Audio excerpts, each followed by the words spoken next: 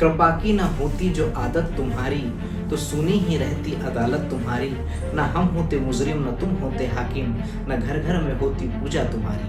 भगवान महर्षि रमण जो कि योग और ध्यान के एक शीर्ष ऋषि हुए हैं, उन्होंने इस बात को प्रमाणित किया है कि शिरडी के साईं बाबा की समाधि जीवंत है और वो अपने भक्तों से बात करती है।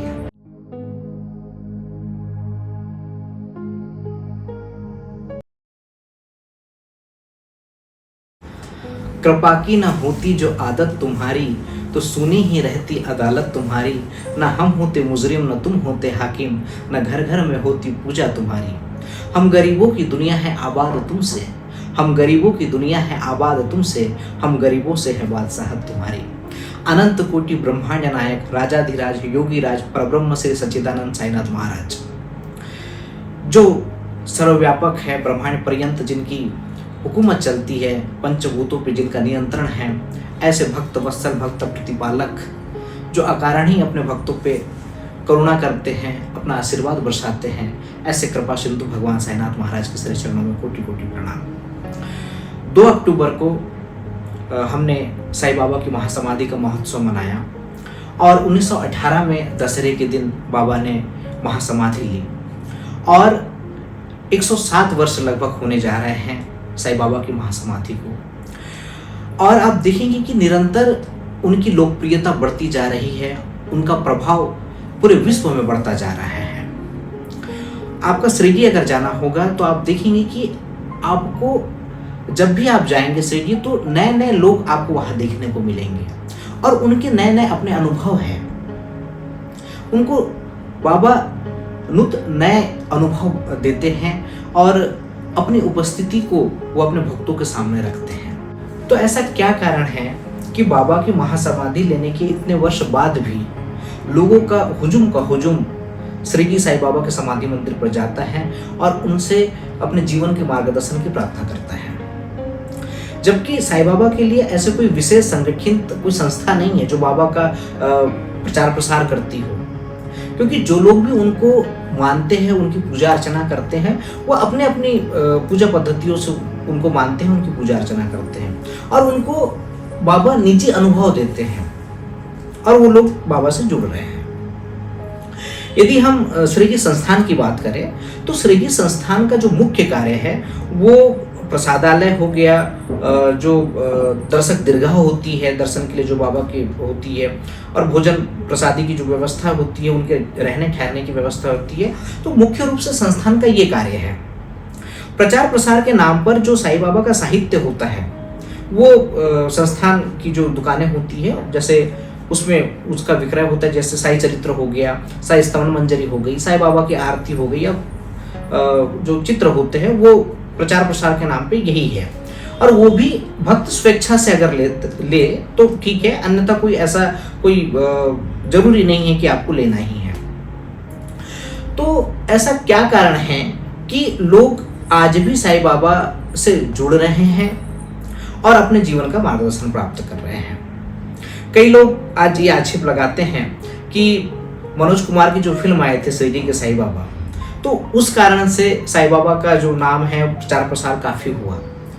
कुछ हद तक ये बात बिल्कुल सही है कि जब शिरडी के साईं बाबा मूवी आई तो लोगों में उत्सुकता जागी शिरडी के साईं बाबा के लिए कि शिरडी के साईं बाबा कौन है।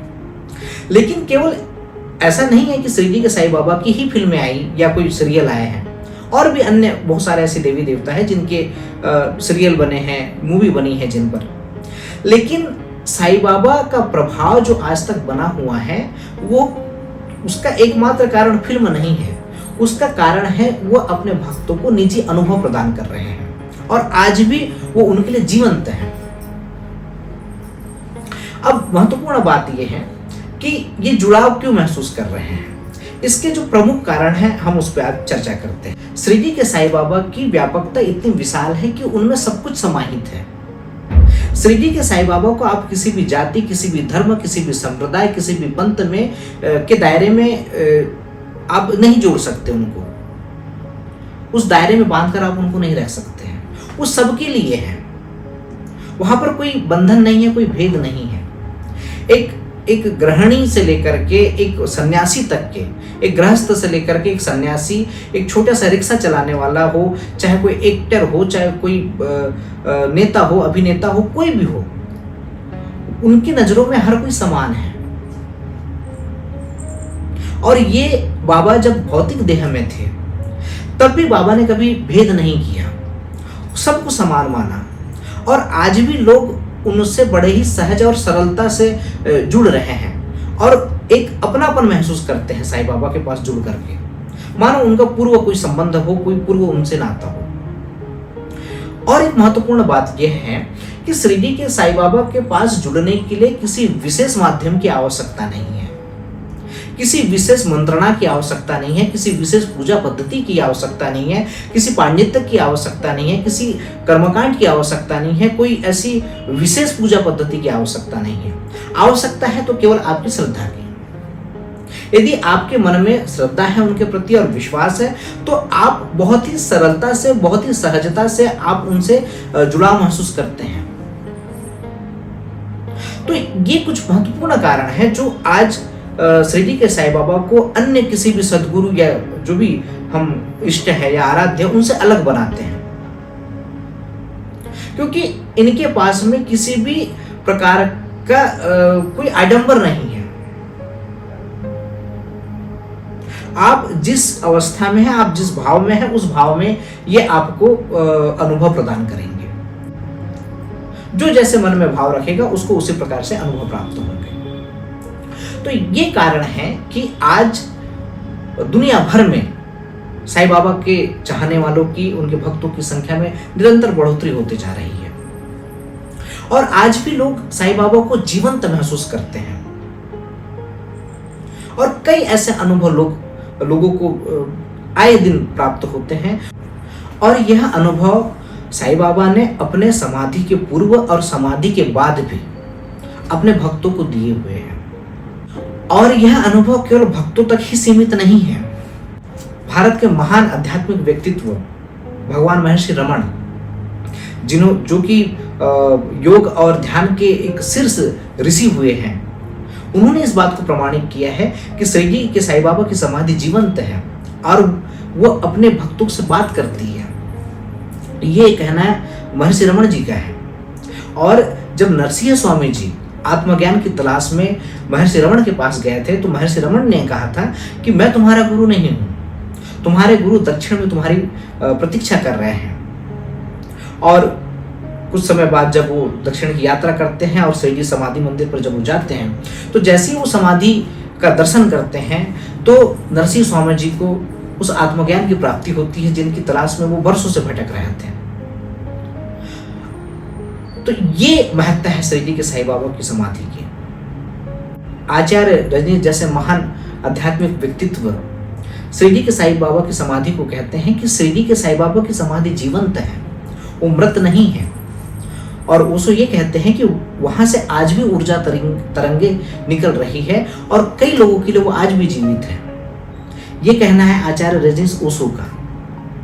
तो साईं बाबा को जो मान रहे हैं और जो जुड़ रहे हैं वो ऐसे ही नहीं जुड़ रहे हैं, उनको अनुभव प्राप्त हो रहे हैं। शिरडी के साईं बाबा अपने भक्तों को आध्यात्मिक और सांसारिक दोनों ही क्षेत्रों में उनका मार्गदर्शन करते हैं। और यही कारण है कि उनके समाधि के इतने वर्ष बाद भी लोगों का तांता उनके दरबार में लगा रहता है और उनके मानने वाले की संख्या दिन ब दिन बढ़ती ही जा रही है, क्योंकि जो जिस मन से उनके पास में जाता है उनकी मुरादें पूरी करते हैं। और बाबा का एकमात्र उद्देश्य था कि लोग अपने जीवन को सरलता और सहजता के साथ में जिए और अपने जीवन में परमार्थ को साधे। ये बाबा का मुख्य ध्येय था। साई चरित्र में आपने एक घटना का जिक्र देखा होगा कि दामू अन्ना कसार के मन में एक विचार आता है कि अगर बाबा ने समाधि ले ली तो मेरा क्या होगा। और ये प्रश्न जो है वो बाबा के समक्ष रखते हैं दामू अन्ना कसार। तो दामू अन्ना को बाबा कहते हैं कि तुम जब और जहां मेरा स्मरण करोगे मैं तुम्हारी सहायता के लिए वहां उपस्थित हो जाऊंगा। तुम ये मत सोचना कि मैं इस देह से विदा हो जाऊंगा। मेरी समाधि भी चलेगी फिरेगी और बात करेगी और तुम्हारे जीवन का मार्गदर्शन करेगी। ये बाबा ने आश्वासन दिया था। अपने समाधि के पूर्व ही। और उसका बाबा उस वादे को आज भी निभा रहे हैं। जो भी समाधि मंदिर पर आस्था और विश्वास के साथ में जाते हैं, उसको बाबा एक उपस्थिति बाबा की जो है वह महसूस करता है। अब जैसे ही समाधि मंदिर में प्रवेश करेंगे, जैसे जैसे समाधि के नजदीक जाते हैं, आपने अनुभव किया होगा कि एक अलग ही वाइब्रेशन वहां पर होती है, ये आप महसूस करेंगे। और न जाने वो कितने दुखी, पीड़ित और समस्या से लोग ग्रस्त वहां पर आते हैं और अपने जीवन का मार्गदर्शन प्राप्त करते हैं और अपने जीवन को सुख और शांति से व्यतीत कर रहे हैं। तो आज भी शिरडी के साईं बाबा एक जीवित सद्गुरु के सदृश अपने भक्तों का आध्यात्मिक और सांसारिक दोनों तरीके से वो मार्गदर्शन करते हैं।